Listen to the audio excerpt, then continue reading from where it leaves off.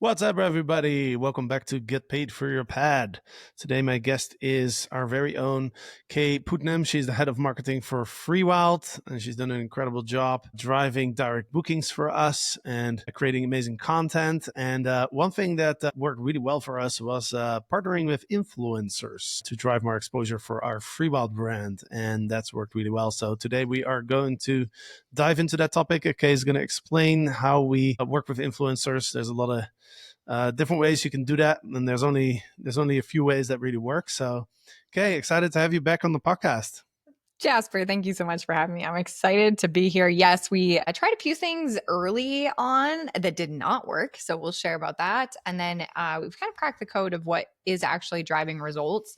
So we have seen some really amazing results. One of our influencer reels got 187,000 views just in our local area, which was incredible. I'll share a little bit more about that case study. And as a result, our direct bookings, they were about 20% for quite a bit of time, but we've worked them up to about 35% now, and it's growing over time. So we're really excited about that. It helps us save on OTA fees, helps us just drive overall demand for the brand. So yeah, we'll dive into all the details.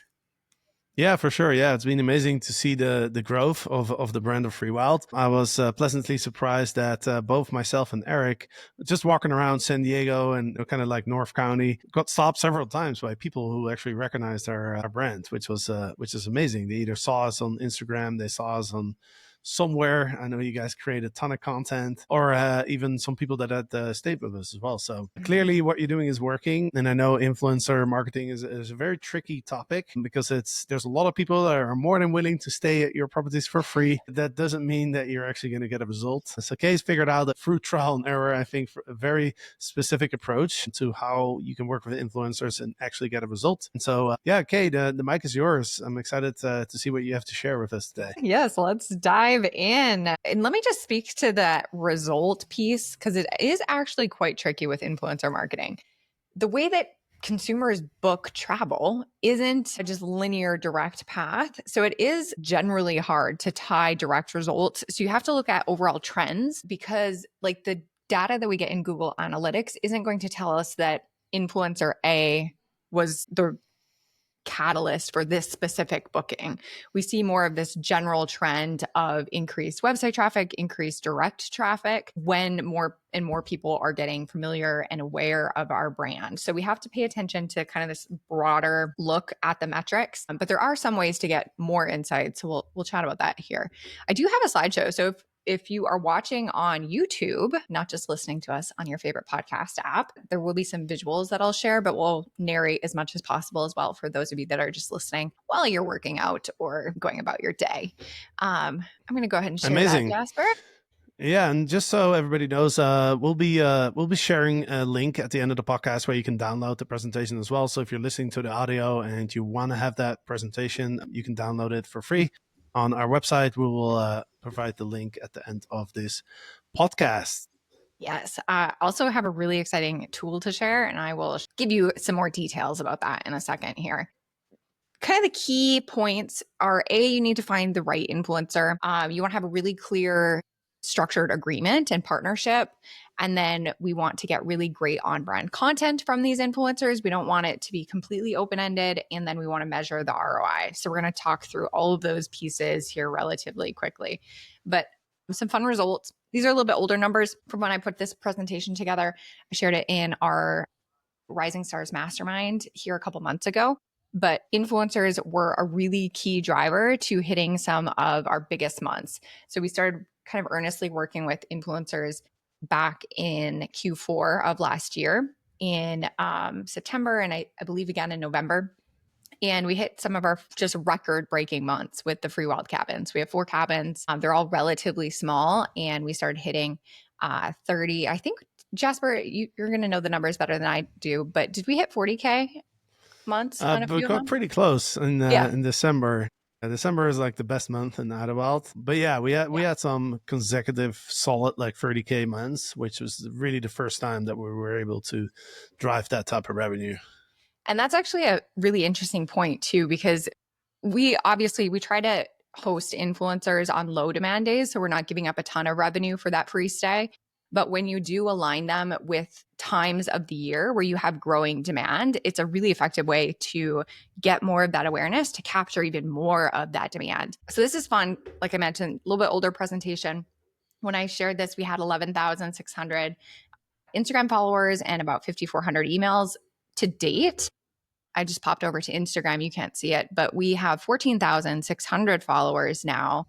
I'm still holding strong with a really great engagement rate, and we're just about 6,000 emails. So we're seeing some really great results from these partnerships, which is fantastic. Yeah, it's amazing. For people who want to check it out on Instagram, you can go to Stay Freewyld on Instagram, and you can check out some of our reels. As Kaye mentioned, we got one reel that was created by the influencer, right? SoCal Nation. Yep. That had like 300,000 views or something. Like it went viral in Southern California, which was amazing to see. Yep. And really the key to the success of that particular reel is that we hosted a giveaway, and giveaways have this unique ability to go viral because the way that people enter the giveaway is they tag their friends in the comments. So you're not only reaching people with that initial reach, but you're creating this virality through that tagging mechanism. And we've seen some really great results when we align with influencers who are willing to do a giveaway. Not all of them are, but thankfully SoCal Nation and a few others that we've worked with did that. And we've seen really great results. Another key learning is we really want to be added as what's called a collaborator on the reels. So whenever you work with an influencer, they have the option to either just tag you, or you can basically become a co-author on whatever they post. So you get a lot more data and you can see a lot more insights when they do that in terms of who's engaging, how many people are engaging, all those good things. So we saw over 5,000 new Instagram followers from that giveaway. I was underestimating my number. We actually saw 350,000 reached. And one of the ways that I identify or analyze if an influencer is going to be good to work with is by estimating how much reach we think that the collaboration is going to get. For this particular influencer, their average reel view was right around 100,000. So before we even worked with them, I was able to look at those averages and identified that just the value of the reach. And what I mean by that is if you were paying for paid media, so if you were just boosting a post on Instagram or on Facebook, we typically pay about $15 per 1,000 impressions.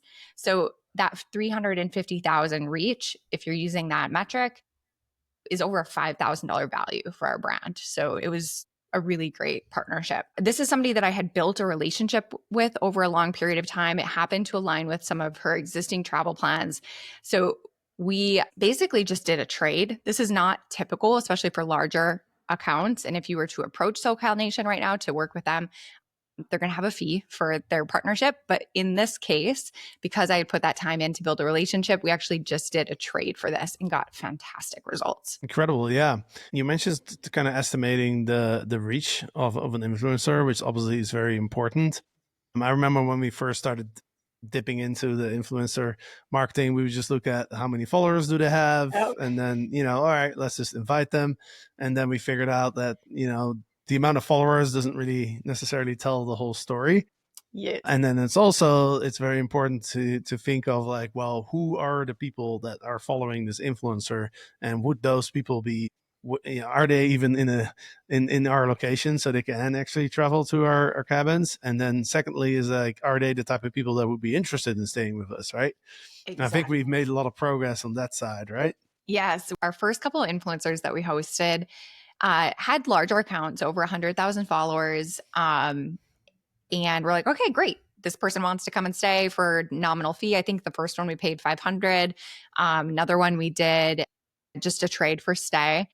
She also had 100,000. And we learned so much from those early collaborations because they really did nothing for the brand, unfortunately. The things that we learned were engagement rate really matters.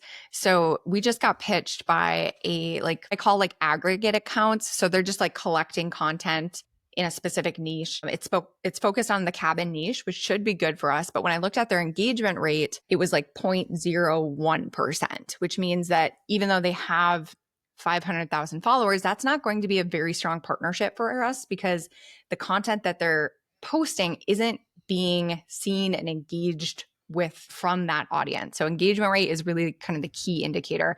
And we try to work with influencers that have at least a 1% engagement rate. I'm showing up on the screen here.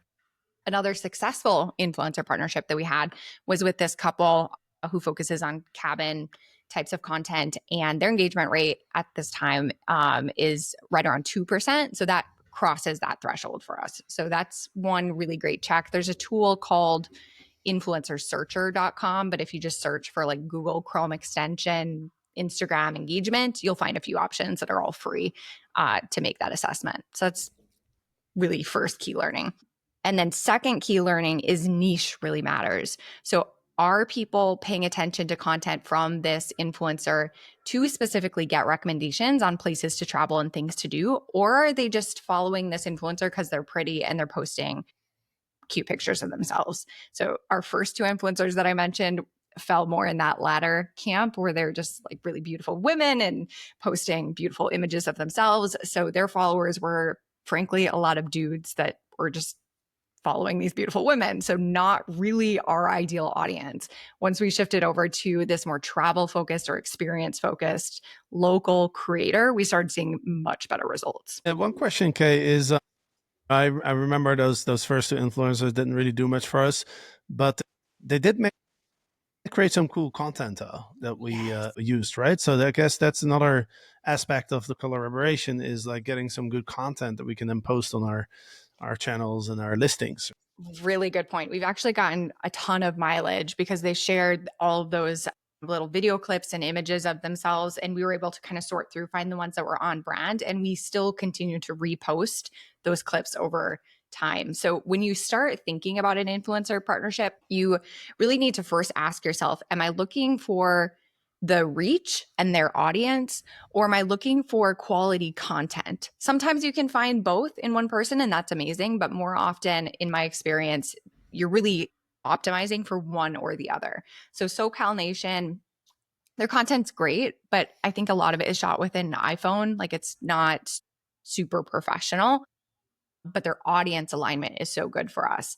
Whereas other influencers are more of a professional creator and you're getting just excellent content. So there's value there as well. Because if you were to have a photographer or videographer come out, you would pay, 500, 750 for just the content with no distribution, no reach. So you can get value even if you're not getting value from the reach in the audience. Yeah, that makes sense.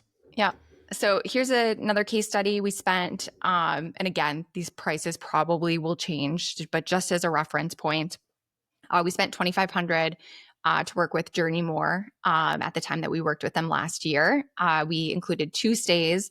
Their giveaway post reached 30,000 people, which is fantastic. And then they are one of those people that create just top-notch, world-class content. So again, we got audience alignment with them, a bit more of an expensive budget that we invested into the collaboration, but tons of just amazing content from working with these two, with Nikki and Hayden. So this was generally a really positive collaboration, got about 500 new followers and just, ton of value from the content. And then I noticed that it says here on the slide, like where we offered a 10% discount, but nobody used it. Yeah. So that's one of those things where you can't expect too many, like people aren't going to go on Instagram and see like a cool reel and be like, all right, let me immediately book this cabin, right? It's more of like a long process where they're like, hey, this looks kind of cool. And then maybe a couple of weeks later, they see it again. And over time, they just become familiar with our brand, they become interested in it. And then maybe a couple months later, they end up booking a stay, right? So it's really hard to track. Yeah. Hard to track that. Yeah, unfortunately. I mean, we still do it. We still give the custom coupon codes to each of the influencers that we work with on the off chance that we can attribute a direct booking directly to the collaboration, but it happens rarely, at least in our experience so far. I know that some other creators and hosts, STR operators have seen differently where more people have booked direct. But even if you think about yourself as a consumer, the first time that you see a really cool place, generally you're not booking it immediately. Ben Wolf, who's the owner of Onera, he's talked about this just recently on LinkedIn about this attribution challenge, because you can see people that are coming to your website from Instagram, but more often than not, even once they're following you, they take some time to get to know you. The old marketing adage is it takes 7 touch points before somebody's actually going to make a purchase. So we have to earn that relationship over time.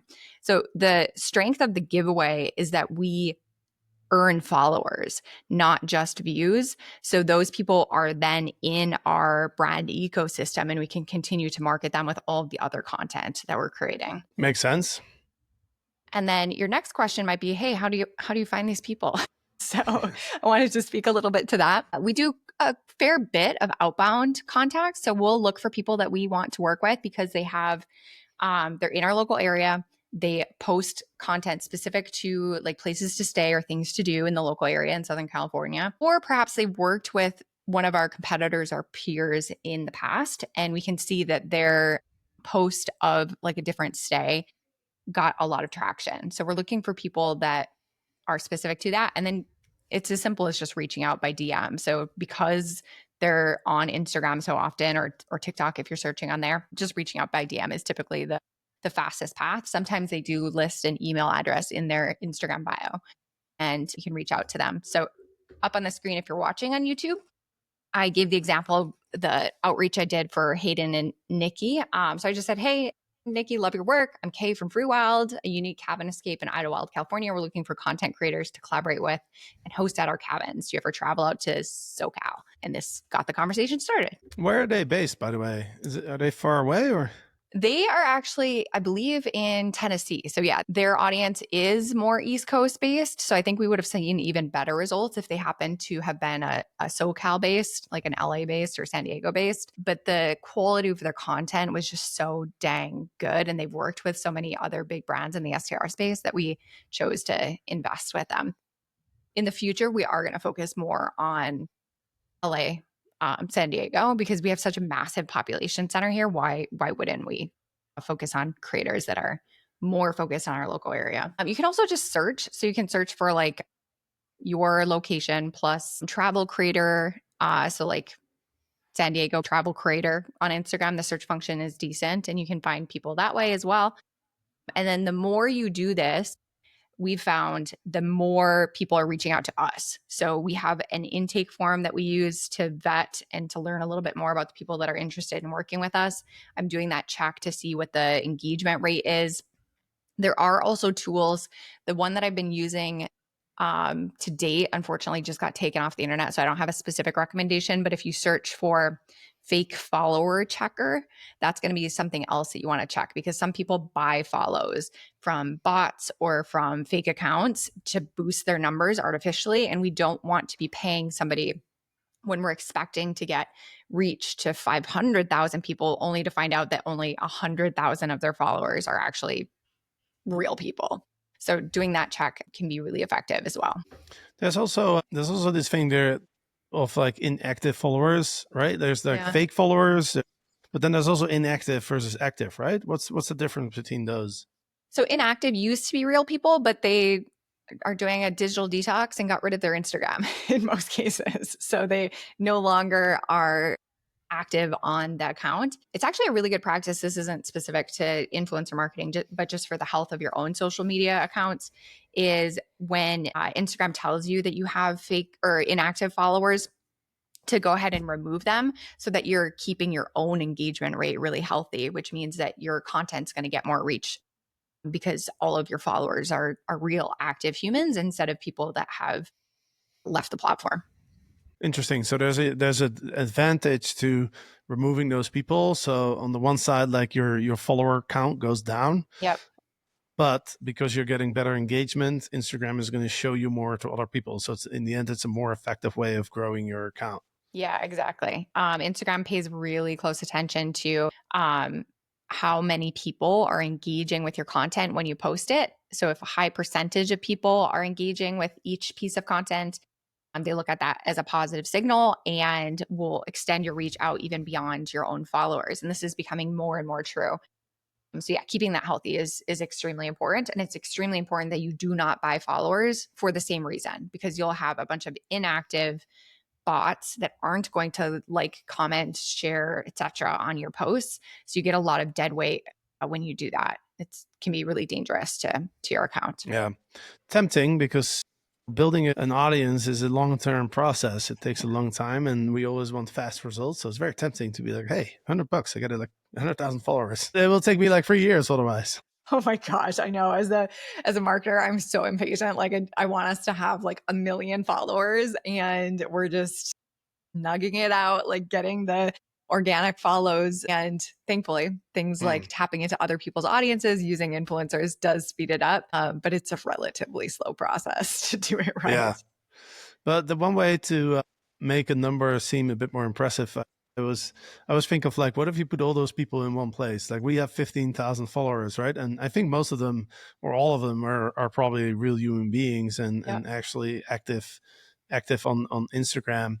And so if you put those people together, you can fill up a small stadium, with 15,000 people. So that's a lot of people. If you visualize that, then it's like, wow, that's a lot of people that could stay in our cabins. Exactly. I mean, even if you have 500 followers, can you imagine 500 people in a conference room? Like, that's a ton of people that you have have access to talk to. So yeah, that's a really great way to put it into perspective. Another lesson that we learned is it's really important to be clear about the type of content that you want the influencers to create. So we have this movement that we're trying to inspire in people called Wild Mode, where we inspire people to disconnect from their screen so they can reconnect with nature, themselves, the people that they're traveling with. And this is a really key part of our brand story. So we make sure to communicate that. We actually created a guide for all of our creators. I'll actually stick this on the link that we're going to share at the end as well, as an example of what you could provide to your influencers, that shares information about the local area, things to do that might be great to create content around, and then particularly what's unique about your property or your brand that you want to make sure that the influencers mention. So having some type of guide like that can be really, really helpful. I actually just spoke with a influencer that we're going to have out next month, and before she got this guide, she was like, "Oh, I think we're going to do a themed movie night at the cabin." I'm like, "Well, you can do that, but our content is centered around this connection to nature. So make sure that you're also, checking out Wildwood Park and spending time stargazing and doing all of those things, because that's what we're actually interested in getting from her in terms of content." Right. Yeah, because it's very important to set those expectations and keep the influencer accountable as well, right? Yes. Yeah. So you definitely want to have a simple contract or agreement that lays out timelines. When are they going to deliver? What are they going to deliver? And then, if at all possible, one that gives you usage rights to continue to use their content into the future so that you can create your own organic content from all of the clips that they provide to you. Just setting dates, setting expectations in advance so that you're not getting burned by any of these partnerships. Treat it like an actual business partnership. And then tracking results. Like we mentioned, unfortunately, the custom coupon codes have limited effectiveness. So some of the things that we're looking at are, like we mentioned, the accounts reached, how many people are engaging with that content. And then I really pay attention to, I don't have it on the screen here, but I'm going to speak it out loud. There's a metric inside of Instagram that is, I think they call it profile link clicks. Essentially, how many people are clicking your bio link inside of Instagram to come over to your website. So we always want that number growing over time, because the more people we get to our website, the more people are going to direct book. So we are paying close attention to that metric. I think our current one, in the last 30 days, we're getting about 2,000 clicks per month from Instagram, which I'm really excited about. Yeah, that sounds like a lot. Yeah. Yeah.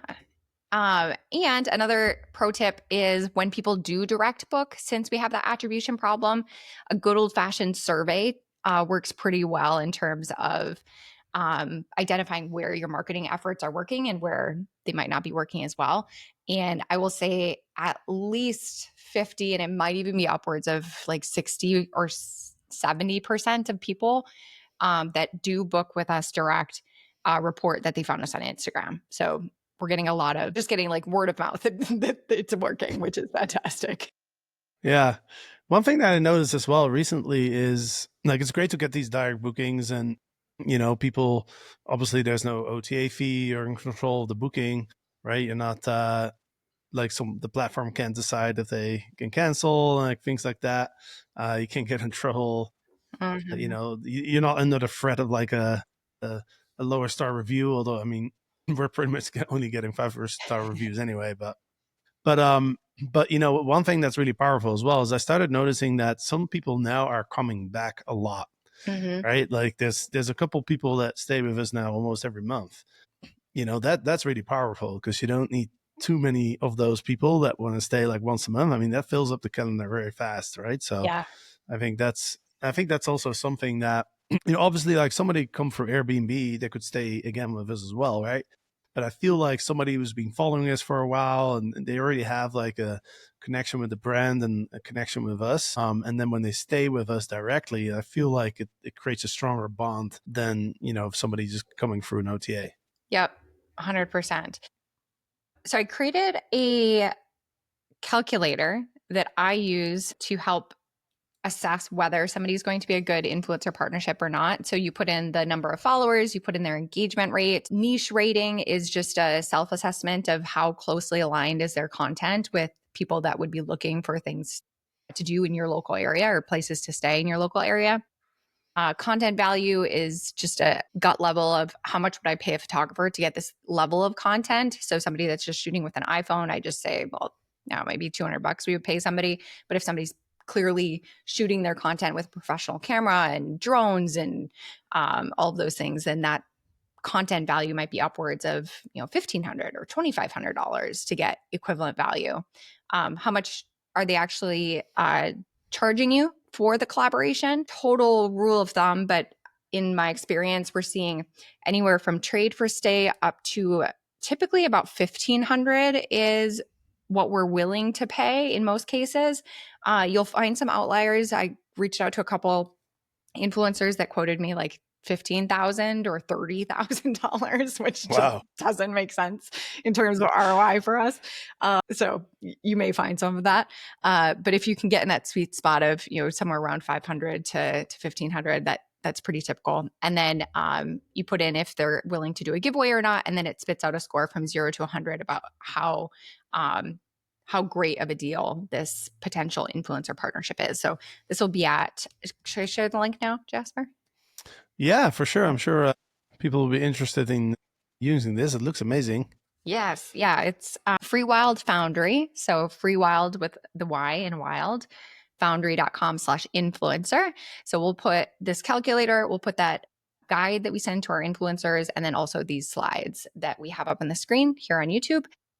So if you're listening via audio, that'll be the best way to get it is just to head to freewildfoundry.com/influencer. And then you get your own power package to drive results with influencers. Amazing. So 3 different Yeah. assets. So the calculator, the slides, and the guide as well, right? Yes. Yes. I'm so excited Amazing. for everybody to get it. And I hope that it is helpful for everybody that is moving into using influencers to grow the demand, grow the awareness, and ultimately book more of their properties. Absolutely. And if you're taking action and you're downloading this package and you end up working with influencers, reach out and let us know.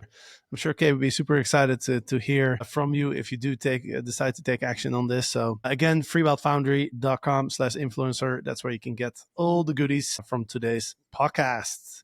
So thank you so much, Kaye, for jumping on here and sharing all this value. And I would love to have you back. I know we're planning a little series on Yes. marketing. So we'll probably do one episode every week. So yeah, great to have you back. Amazing. Thank you so much for having me. Yes, we're going to be diving into some fun topics around email marketing, around increasing direct bookings in general, some of the other things other than influencer marketing that we're doing to move that number, SEO, and a few other topics as well. So it's going to be super fun. Yeah, absolutely. And I'll wrap this up with one thought. One thing that we noticed through we're working with over 30 companies now on the revenue management side, and you've probably noticed that Airbnb is like very, very harsh when you get like a 2 or 3 star review now. Listings just get suspended. for like a couple of days. But then if you get another bad review, or the guest like complains, even if it's like a retaliatory thing where, they're asking for a refund and you don't want to give it to them and they just complain to Airbnb, you're at risk of losing your listing. We have several clients who've lost a few listings, and those listings are now banned. They can't get back on Airbnb unless you create like a new Airbnb account and there's no ties to the original listing. You might be able to get away with it. But the point is, it's becoming clear that not being dependent on Airbnb is definitely the way forward. So whether either using other OTAs as well, or having that direct booking channel, really working on the direct booking channel, I think is going to be key, especially for companies that are focusing on really building a brand in the space. So yeah, I think it's highly relevant right now. So I'll wrap it up with that. I hope you enjoyed this podcast. Again, freewildfoundry.com/influencers, where you can get all the goodies from today's podcast. And we will be back next week with another marketing episode. So thanks for listening, and we'll see you next time.